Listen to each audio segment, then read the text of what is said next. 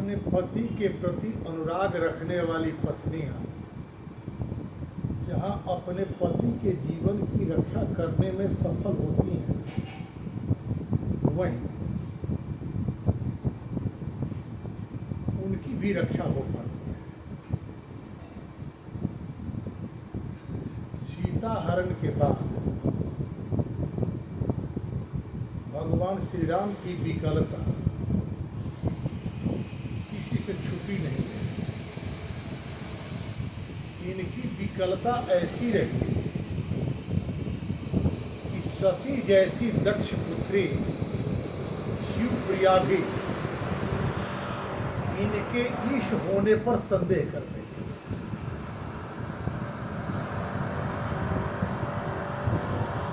सीता की खोज के लिए भगवान श्री राम नानाविध उपाय करने के बाद सुग्रीव के साथ मैत्री संबंध की स्थापना कर रावण के भारत भूमि पर सबसे बड़े संरक्षक संबंधी बाली का वध कर रावण की सुरक्षा सहयोग में कोई खड़ा हो भारत भूमि का, यह सारी संभावना चारों दिशा में सुग्रीव के सैनिक भेजे हैं। दक्षिण दिशा में सुग्रीव के सैनिकों के साथ जाने वाले हनुमान जी पर श्री राम का विशेष अनुग्रह हुआ। उन्होंने एक पहचान चिन्ह मुद्रिका हनुमान जी को दी। लंका में हनुमान जी गए और कोई नहीं जा पाया। लंका माया की नगरी है। हनुमान जी सीता की खोज में रावण के अंतःपुर तक सूक्ष्मतापूर्वक खंगाल डाले। सीता नहीं प्राप्त। विभीषण की प्रेरणा से हनुमान जी अशोक वाटिका में गए। वहाँ सीता जी की दशा उन्होंने देखा। उसका वर्णन बड़ा ही मार्मिक है।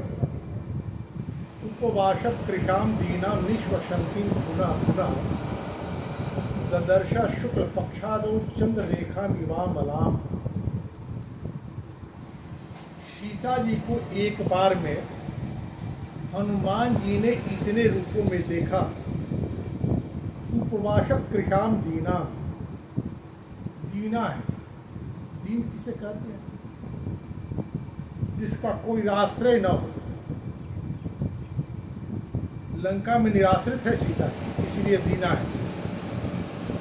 उपवासक कृशाम, उपवास करने से अत्यंत कृश हो गई है, दुबली हो गई है। निश्वसंतिम पुनः पुनः बार बार उच्छ्वास छोड़ रही है। ददर्श शुक्ल पक्षा, तो हनुमान जी ने और क्या देखा? तो शुक्ल पक्ष के आरंभ में चंद्र रेखा इमाम निष्कलुष चंद्रमा की तरह विद्या के चांद। विद्या का चांद होता कहाँ है? चंद्रशेखर के माथे पर, जिसमें किसी प्रकार की अभी मलिनता न आई हो। शुक्ल पक्ष द्वितीया का चांद वृद्धायमान होता है। अर्थात इन विषम परिस्थितियों में भी देवी सीता अपने जीवन से निराश नहीं है। जिजीविषा उनकी बची हुई है। उपवासक कृशाम दीना, उपवास करने से। उपवास का अर्थ क्या होता है? जिस परमात्मा का चिंतन किया जाए, जिस परमात्मा के प्रति भक्ति की जाए, उसका अहर्निश अनन्य भाव से चिंतन करना, उनके चरित्र का स्मरण करना, उनके लीलाओं का गान करना ही उपवास है। तो उपवास प्रवृत्त व्यक्ति चाहे वो पुरुष हो या स्त्री, संसार के अन्य कार्य उसके सामने गौण हो जाते हैं। तो सीता जी अहरनिश भगवान श्री राम के रूप, स्वरूप और चरित्र का चिंतन कर रही है, और यही चिंतन उनके भीतर जीवन को लेकर जिजीविषा से भर देता है। मंद प्रख्यायमानेन रूपेण रुचिर प्रभाव पीनद्धाम धूम जालेन शिखा इव विभाव। जिस तरह राख के भीतर अग्नि छुपी हुई होती है, ठीक उसी तरह सीता जी अपनी बाह्य मलिनता के भीतर अपने तेज को छुपाई हुई है। कोई अनजाना व्यक्ति उस राख के ढेरी को राख समझकर छूता है कि उसकी अंगुली जल जाती है। सीता जी अपने तेज को इस तरह से छुपाई हुई है कि लंका का कोई भी व्यक्ति राख समझकर छूने का प्रयास किया, वह जला। देखते पीनद्धाम पीड़िताम तो कशंतप्ताम परिक्षीणाम तपस्विनीम ग्रहेणाम गकारेण इव पीड़िताम इव रोहिणी। आकाश मंडल में रोहिणी नक्षत्र जिस तरह से चंद्रमा से आक्रांत होती है, रोहिणी नक्षत्र कब होता है आकाश मंडल में? ज्येष्ठ मास में वृष राशि के सूर्य जब होते हैं तो रोहिणी का उदय होता है। कृषक वर्ग रोहिणी की प्रतीक्षा करते हैं। रोहिणी में मेघ का जो वर्षण होता है वह लोक जीवन के जीने में सहयोग करता है। कृषि कार्य की सृष्टि होती है। रोहिणी के स्वामी ब्रह्मा होते हैं, ब्रह्मा सृष्टि के स्वामी हैं। अंगार अर्थात मंगल से आक्रांत है। कैसे आक्रांत होंगे? उत्तराषाढ़ नक्षत्र के जब मंगल होते हैं तो रोहिणी को आक्रांत करते हैं, वेध करते हैं। उत्तराषाढ़ कब होता है? उत्तराषाढ़ होता है माघ माह में। यह अकाल वृष्टि का काल है। माघ माह में जो बतलाया गया है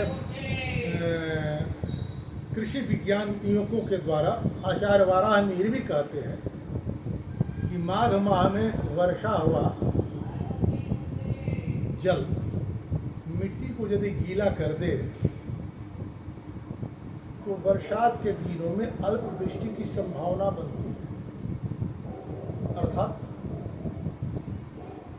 भगवती सीता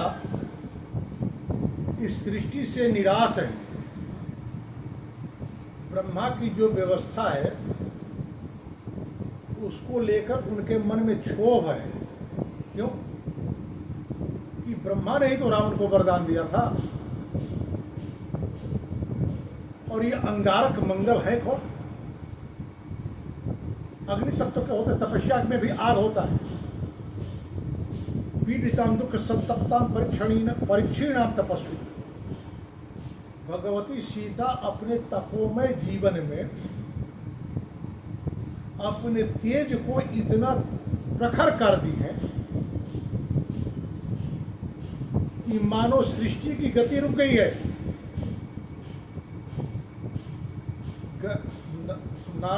नारद पंचरात्र में कथा आती है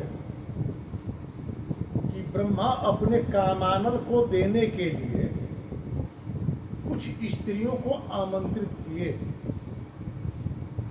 उन स्त्रियों ने पूछा कि आपके द्वारा दिए गए कामानल को यदि हम सब स्वीकार कर लें तो उसका लाभ क्या होगा? ब्रह्मा जी ने कहा कि जीवन पर्यंत यौन आमोद प्राप्त करने की आप अधिकारिणी हो जाएंगी।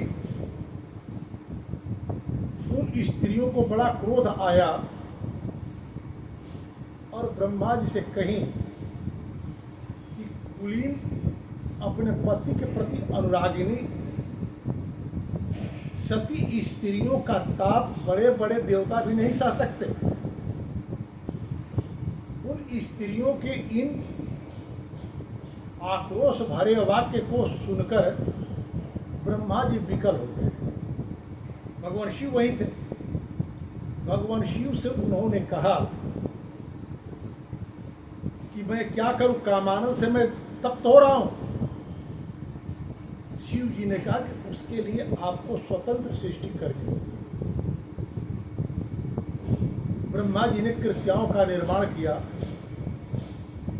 जो नक्सिक सुंदरी थी और इन सुंदरियों को उन्होंने कामानंद दे दिया।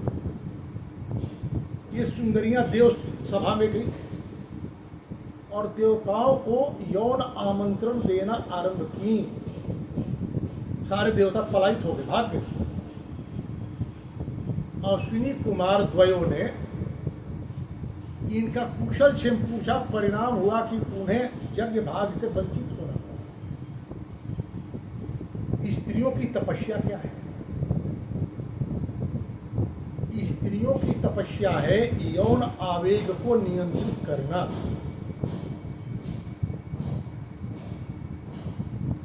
रावण जिस उद्देश्य से लेकर गया है उसके उद्देश्य बहुपक्षीय है। राम यदि ब्रह्म नहीं है तो सीता मेरी पत्नी बन जाएगी। राम यदि ब्रह्म है तो सीता के सहयोग से मेरा उद्धार हो जाएगा राक्षसों के साथ। तो पीड़िताम दुख संतप्ताम परीक्षणाम तपस्विनीम ग्रहेणांग कार्य नेव पीड़ितामी वरोहिणी। ब्रह्मा के अधिकार में रहने वाली रोहिणी चंद्रमा की पत्नी। चंद्रमा मन के कारक है। रोहिणी सबसे प्रिय पत्नी है वो चंद्रमा की। सृष्टि में मन की बड़ी भूमिका होती है। मन को ही नियंत्रित कर दिया, तापित कर दिया, दुखी कर दिया। अपनी तपस्या के आग से, अंगार से, मंगल से। मंगल का अर्थ होता है ऊर्ध्वबल, सेनानायक। देवी सीता अपनी तपश्चर्या के कारण अपने बढ़े हुए तेज के भय से रावण आदि को भी विकंपित करती है। कोई साहस नहीं करता सीता से बलात्कार करने का, बलपूर्वक प्रयोग करने का। इन विषम परिस्थितियों में भी सीता जी जीवित है और राम के विरह में भी सीता के विरह में भी राम के प्राण नहीं जा रहे। तो कहते अस्या दिव्या मनस तस्मिन् तस्य प्रतिष्ठितम तेनेयम स च धर्मात्मा मुहूर्तम अपि जीवति। अस्या दिव्या मनस तस्मिन्, तस्मिन् राम है। यहाँ राम शब्द नहीं है, धर्मात्मा शब्द है। राम के लिए प्रयोग हुआ है धर्मात्मा। धर्मात्मा क्यों कहा गया? तो भगवान श्री राम विवाह वेदी पर पति का व्रत जब धारण किए, एक बात ध्यान देने की आवश्यकता है। ब्राह्म विवाह पद्धति में विवाह करता है पुरुष, तो वैवाहिक जीवन की सफलता कैसे हो, यह दायित्व भी पुरुष के कंधों पर ही होता है। यही कारण है कि हमारे भारतीय संस्कृति में, आर्ष व्यवस्था में पुरुषों की परीक्षा होती है, विवाह के लिए स्त्रियों की परीक्षा नहीं होती। स्त्रियों का विवाह के द्वारा निर्माण होता है। ध्यान देने योग्य बात है। विवाह होता है स्त्रियों का, अर्थात स्त्रियों का संस्कार है विवाह। 16 संस्कारों में स्त्री और शूद्र के लिए विवाह को ही एकमात्र संस्कार के रूप में स्वीकार किया गया है। बार बार मैं यह बतलाने का प्रयास करता हूं कि संस्कार का एक अर्थ होता है परिशोधन।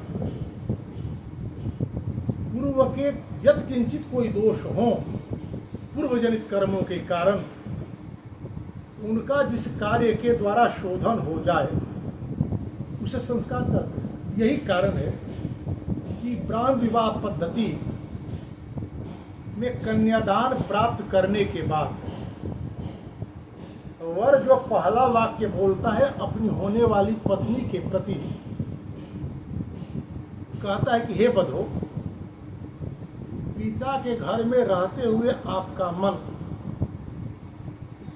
जो 10 दिशाओं में अत्यंत चंचल हुआ करता है, उसे पवन देव जो विकर्ण पुत्र गरुड़ की तरह हैं, गरुड़ पुत्र विकर्ण की तरह हैं, वे हमारे प्रति केंद्रित करें।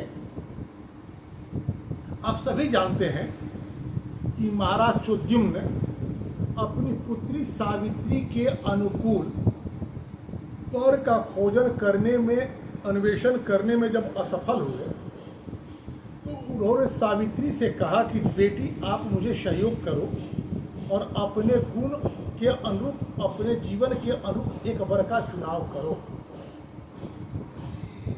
वर का चुनाव करने जब सावित्री निकलती हैं तो क्या एकमात्र पुरुष उनके दृष्टि में आया जिसका नाम सत्यवान था, या सत्यवान के पहले भी और कोई पुरुष आया होगा जिसे इस दृष्टि से वो देखी होंगी कि इस व्यक्ति में हमारे साथ पति के रूप में जीवन जीने की पात्रता है कि नहीं। उस पात्रता की परीक्षा में कुछ पद्धति अपनाई होंगी जो कहीं लिखा नहीं है, लेकिन यदि अन्वेषण करती हैं तो उन्हें जैसे पति की आवश्यकता है, जिस प्रकार के पति की कामना करती हैं, अन्यान्य पुरुषों के भीतर भी उस संभावनाओं को तलाशी होंगी। यह संभव है, या यह भी संभव है कि सत्यवान उनके जीवन में आए और उनके प्रति उनकी भावना समर्पित हो गई। लेकिन पहले पक्ष पर मेरा विश्वास अधिक है। इसलिए जो बातें आती हैं कि पतिव्रता स्त्रियां अपने पति को छोड़कर किसी अन्य पुरुष की ओर दृष्टि नहीं डालती, तो पति को छोड़कर तो पति बनने के बाद न कोई पुरुष पति बनता है, विवाह के बाद न बनता है। उसके पहले पति की संभावनाओं की खोज तो किसी में भी कर सकती है। इससे उनका पातिव्रत भंग नहीं होता। अन्यथा विवाह के पद्धति में यह बात नहीं आई होती जो बात अभी हम लोगों ने जाना। वर अपने वधू से होने वाली पत्नी से कहता है कि विवाहोपरांत आप मेरे प्रति केंद्रित हो, यत् किंचित विवाह पूर्व आपका मन चंचल रहा है। विचार करें, यदि यह सिद्धांत व्यवहारिक जीवन में स्वीकार कर लिया जाए, संस्कार की पद्धति, विवाह संस्कार के पद्धति में इस वाक्य का यदि प्रयोग है तो इसके व्यवहारिक परिणति के लिए ही है। तो आज जो हमारे यहाँ नारी उत्पीड़न की समस्याएं हैं, वैवाहिक जीवन में छल और छद्म का जो आश्रय है वह समाप्त हो जाएगा। यदि किंचित किसी कन्या का मन कभी चंचल रहा हो तो जीवन पर्यंत तो वो इसी प्रयास में लगी रहती है कि इस बात को हमारा पति न जाने। तो उसका मन दो तरफ बटा रहता है। यदि इस मंत्र का, इस वाक्य का व्यवहारिक प्रयोग आरंभ हो जाए तो वह इस भय से मुक्त हो जाएगी कन्या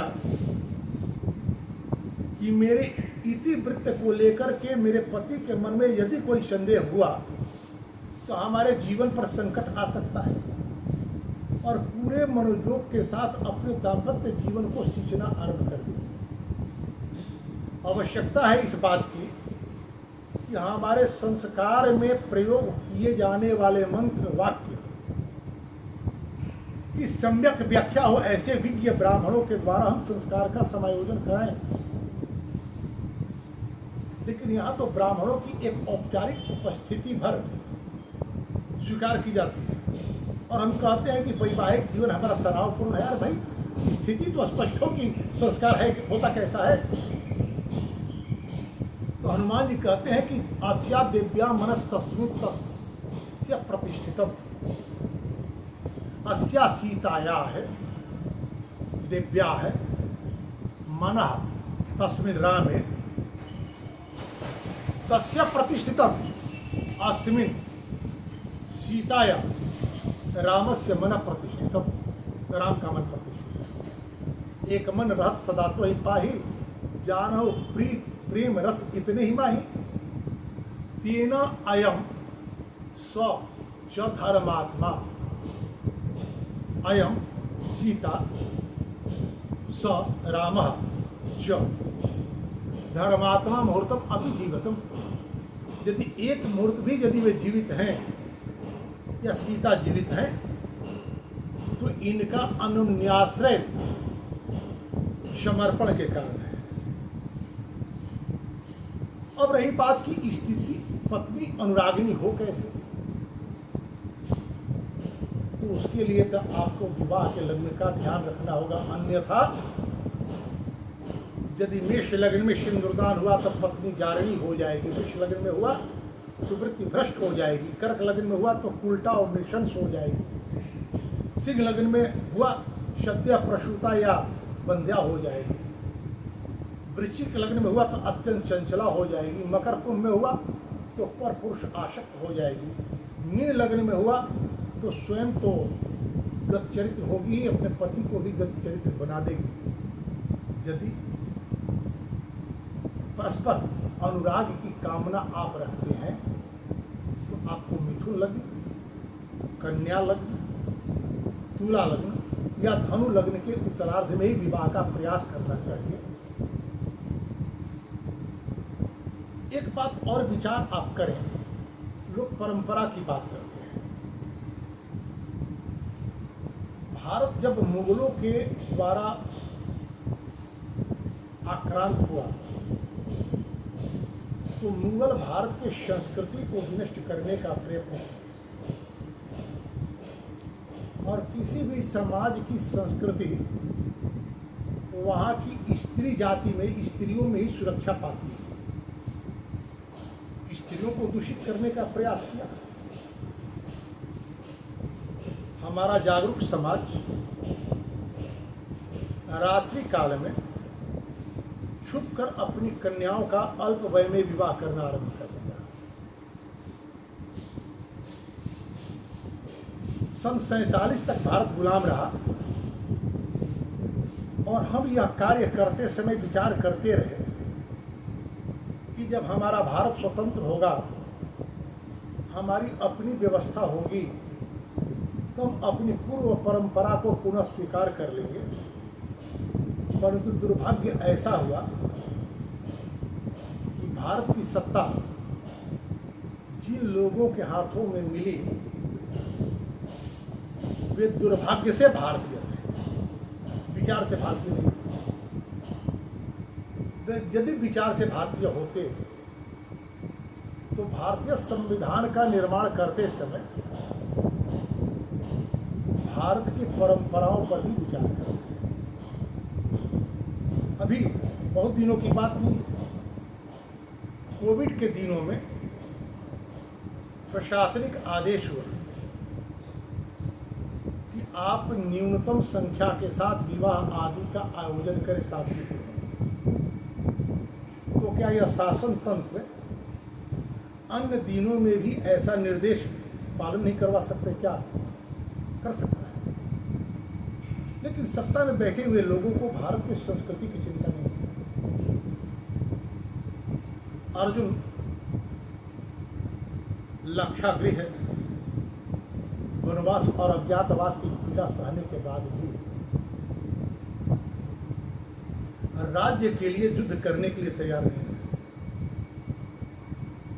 वे कहते कि मुझे सत्ता नहीं चाहिए, सत्ता की सुविधा नहीं चाहिए, जीवन जीने के लिए हम भिक्षाटन कर लेंगे। क्योंकि सामने खड़ा हुआ व्यक्ति जो है युद्ध करने के लिए वे अपने हैं, और अपनों का वध यदि किया जाए तो स्त्रियां दूषित हो जाती हैं, और जब स्त्रियां दूषित होती हैं तो संकर संततियों का जन्म होता है, और संकर संततियां नरक का कारण बनती हैं। विचार करें, स्त्रियों की पवित्रता अक्षुण्ण रहे इसके लिए अर्जुन कहते हैं कि मुझे सत्ता नहीं चाहिए, हमें स्त्रियों की शुचिता चाहिए। कोई भी जागरूक व्यक्ति स्त्री जाति की शुचिता की रक्षा कैसे हो, इस पर ध्यान देता है। और हमारे ऋषियों ने विवाह के माध्यम से यही महान कार्य किया। दुर्भाग्यवश आज विवाह है संस्कार के बदले एक इवेंट बनकर रह गया है। इस विचार से हमें मुक्त होना होगा और विवाह को पुनः भारतीय ऋषि परंपरा के अनुसार जीना होगा। हमारी स्त्रियां सुरक्षित हो जाएंगी, हमारी संततियां औरस होंगी, और भारत की संस्कृति पुनः एक बार पूर्ण गौरव के साथ विश्व क्षितिज पर चमकते हुए सितारे की तरह अपनी दीप्ति बिखेरेगी। आज कलयुग का वर्णन करते हुए ऋषि कहते हैं अल्पायु और बहुप्रसू। कलयुग के लोग अल्पायु होंगे और स्त्रियां बहुप्रसू होंगी। एक महानुभाव ने कहा कि महाराज आज तो जीवन बढ़ा है, मृत्यु दर घटा है। हमने पूछा उनसे कि जो भ्रूण हत्याएं की जा रही हैं इसकी गणना आप नहीं करेंगे क्या? यदि पति अपने पत्नी के प्रति अनुरक्त है, पत्नी अपने पति के प्रति अनुरक्त है, तो संपूर्ण विषमताओं में भी उसके जीवन पर प्रश्न नहीं खड़े हो सकते।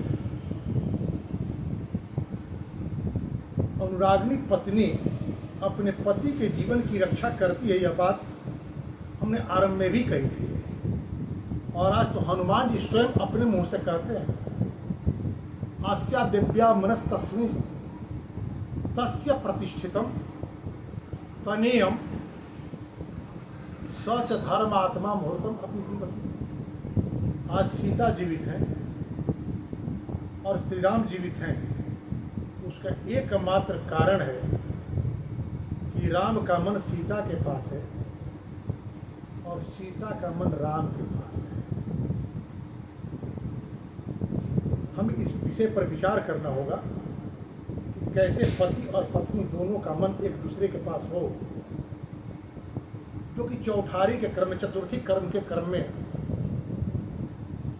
हवन आदि कार्यों से मुक्त होने के बाद पति कहता है, पुरुष कहता है अपनी वधू से कि मैं अपना मन आपके मन से, अपना प्राण आपके प्राण से, अपनी त्वचा आपके त्वचा से, अपनी मज्जा आपकी मज्जा से एकाकार करता हूँ। इस प्रकार आप मेरी पत्नी होगी, फिर आपका विरोध करने वाला, आपका उपहास करने वाला, चाहे मेरा कितना भी आत्मीय हो, वो मेरा शत्रु है। जय श्री नारायण। धन्यवाद। चैनल को सब्सक्राइब करें, लाइक करें, शेयर करें, कमेंट करें, ताकि इसका अधिक से अधिक विस्तार हो समाज संस्कारों के बारे में।